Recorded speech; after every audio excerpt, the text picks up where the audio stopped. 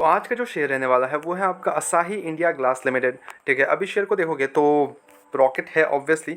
1 महीने में 5% का रिटर्न है, 6 महीने में अगर देख ले तो 29% का एक बेहतरीन रिटर्न बना के दिया है कंपनी ने। ठीक है, 6 मंथ्स में, हालांकि काफ़ी सारे कंपनीज आपको नेगेटिव रिटर्न दे रहे होंगे, बट दिस कंपनी 6 महीने में एक बेहतरीन रिटर्न बना के दिया है। ओके, तो अब मेन क्वेश्चन राइज इस ईयर कि करे तो करे क्या। ठीक है, अब इसका अगर ऑल टाइम हाई देखोगे तो अब इसका 901 रुपीज़ का ऑल टाइम हाई है और अभी चल रहा है 880 रुपीज़। काइंड ऑफ आसपास ही है। ठीक है, काइंड ऑफ एकदम ही आसपास है। ठीक है, तो मेन क्वेश्चन राइज है कि अब करना क्या चाहिए। क्या हमें इसको ब्रेकआउट जब दे दिया है कंपनी अच्छा खासा, तो क्या हम इसके लिए वेट कर सकते हैं या फिर हम इसको एक्यूमुलेट कर सकते हैं इन दिस मोमेंट। ठीक है, सारे क्वेश्चंस के आंसर्स आपको मिल जाएंगे, तो पूरा वीडियो को अंत तक बने रहो। लेके चलता हूँ आपको मैं स्क्रीनर पे और वहाँ पे डिस्कस करते हैं कंपनी के फंडामेंटल्स वगैरह। Let's go. Now the main question comes here कि कंपनी करती क्या है एंड कंपनी का जो मेन बिजनेस है वो किस में है। सी, अब यहाँ पे अगर आप देखोगे नाम में ही लिखा हुआ है, ठीक है, असाही इंडिया ग्लास लिमिटेड, तो कंपनी पक्का है कि वो ग्लास सेगमेंट में है। ठीक है, ग्लास मैन्युफैक्चरिंग करती है। अब किसके लिए मैन्युफैक्चर करती है, अब ये कार्स हो गए हैं, काफ़ी सारे सेगमेंट्स हैं इनके। मैं आपको एक बार सेगमेंट्स दिखा देता हूँ कि आपको पता चले कि कहाँ कहाँ कंपनी मैन्युफैक्चरिंग वगैरह यूज़ कर रही है वो सारे ग्लासेस। ऑटोमोटिव ग्लास, ठीक है, आर्किटेक्चरल ग्लास, अदर्स में आप देखोगे तो इसके windshields experts, AIS windows, AIS glass exports, glass experts, laminated glass, ठीक है, टेम्पर्ड ग्लास, फ्लोट ग्लास। तो काफ़ी सारा एक फैला हुआ बिजनेस है, जहाँ भी ग्लास यूज़ होता है कंपनी समझ लो वहाँ पे आसाही इंडिया ग्लास का नाम आता है। ठीक है, अब कुछ अगर फंडामेंटल्स देख ले तो मार्केट कैप 21,491 करोड़ है। ठीक है, स्टॉक का पी हाईली ओवर वैल्यूड, 27.1 से इसका इंडस्ट्री पी है और स्टॉक का पी चल रहा है 66.0। अब यहाँ पे जो मेरे को मेन फैक्टर लग रहा है, यहाँ पे डेप्ट है इसका। ठीक है, डेप्ट टू इक्विटी 1.01 है। ठीक है, अब इसका बैलेंस शीट चेकआउट करें तो 2645 करोड़ का कंपनी के पास रिजर्व्स पड़े हुए हैं। At the same time company का जो डेप्ट है कंपनी का वो 2696 करोड़ का है, तो डेप्ट हाई डेप्ट है। ठीक है, पीजी रेशियो भी very high, very very high, 1 के ऊपर हम तो देखते ही नहीं है, और यहाँ तो 275 का पीजी रेशियो चल रहा है। 10 साल का रिटर्न 19.2, ऑपरेटिंग मार्जिन 16 का चल रहा है। ठीक है, पिट्रेस स्कोर 5 है, ओके है। क्वार्टर रिजल्ट एक बार चेक कर लें कि कैसे रहे थे इस बार क्वार्टर के रिजल्ट। सेल्स हमें ठीक ठाक देखने को मिल रहा था 1229 करोड़, जो कि पिछले ईयर 1133 करोड़ का था। जो ऑपरेटिंग प्रॉफिट है यानी कि जो कंपनी का बेटा है वो 192 करोड़ का हो गया है, जो कि पिछले ईयर 181 करोड़ रुपीज़ का था, और ऑपरेटिंग मार्जिन 16 का था। तो सेम ही चल रहा है, कोई ऐसा डिफरेंस नहीं है। नेट प्रॉफिट 77 करोड़ से गिर के 55 करोड़ का ओनली देखने को मिल रहा है। Very poor net profit, very poor. अगर आप पास कुछ ईयर्स में देखोगे तो वेरी पुअर रिजल्ट्स। ठीक है, वेरी पुअर, बिकॉज पिछले कुछ ईयर्स में अगर आप देखोगे तो कुछ इंप्रूवमेंट है नहीं यार।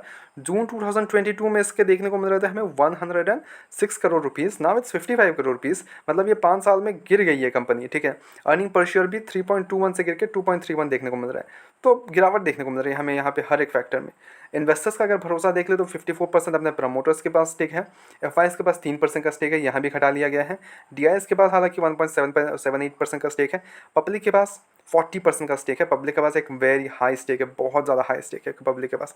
एफआईएस और डीआईएस के पास एक बहुत ही मिनिमल स्टेक है, बहुत ही मिनिमल, अप्रॉक्स 5% का स्टेक है एफआईएस और डीआईएस के पास मिला के। ओके, प्रमोटर्स के पास 54% मेजॉरिटी स्टेक प्रमोटर्स के पास है। ठीक है, पब्लिक के पास हालांकि 40% का सेकंड मेजॉरिटी स्टेक लेके बैठे हैं पब्लिक अपनी। ठीक है, यानी कि हम जैसे लोग, रिटेल इन्वेस्टर्स अपने।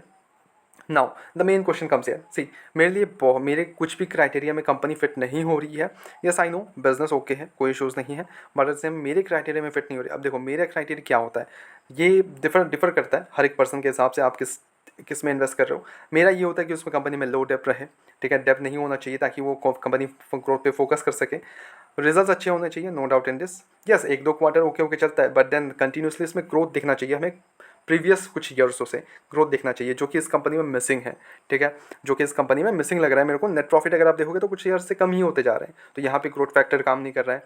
इन्वेस्टर्स का भरोसा, एफआईएस और डीआईएस का स्टेक होना चाहिए ठीक ठाक, लेकिन यहाँ पे 5% का स्टेक देखने को, वो भी मिला के जॉइंट हमें 5% का स्टेक देखने को मिल रहा है। ऊपर से स्टॉक का पी वगैरह देखोगे तो हाईली ओवर वैल्यूड है।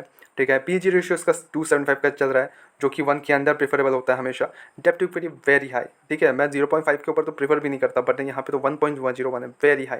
ठीक है, तो मेरे हिसाब से देखो कंपनी, यस नो डाउट कुछ बेसिस पे यस दौड़ रहे हैं, मे बी न्यूज़ वगैरह के कारण दौड़ रहे हैं। मैंने इस पर कुछ ज़्यादा रिसर्च किया नहीं है, बट या रिसर्च वगैरह करने के बाद पता चलता है मेरे को कि यस कुछ ऑर्डर्स वगैरह के कारण दौड़ रहे होंगे, बट वैसा कुछ खास देखने को नहीं मिल रहा है मेरे को कंपनी में, जिसके कारण मैं यहाँ पे अपना पैसा डालने के लिए रेडी हूँ। ठीक है, और अभी तो बहुत ज़्यादा शेयर का प्राइस है, हाईली ओवर वैल्यूड, ठीक है। तो वहाँ पे अगर रिजल्ट्स अगर पुअर आते हैं नेक्स्ट क्वार्टर, देन हैवी हमें गिरावट देखने को मिल सकता है, तो वहाँ पे फिर आप फंस जाओगे। तो इससे अच्छा है, अब इसके अगेंस्ट में आपको काफ़ी अच्छे खासे सेक्टर्स मिल जाएंगे, हाईली ग्रोथ सेक्टर्स मिल जाएंगे, सेमीकंडक्टर, पावर सेक्टर, काफ़ी सारे सेक्टर्स मिल जाएंगे। जाके वहाँ देख लो आप, डिफेंस सेक्टर वगैरह काफ़ी सारे शेयर्स मिल जाएंगे, वहाँ पे इन्वेस्ट करना ज़्यादा प्रेफरेबल करूँगा मैं in place of this company, ठीक है।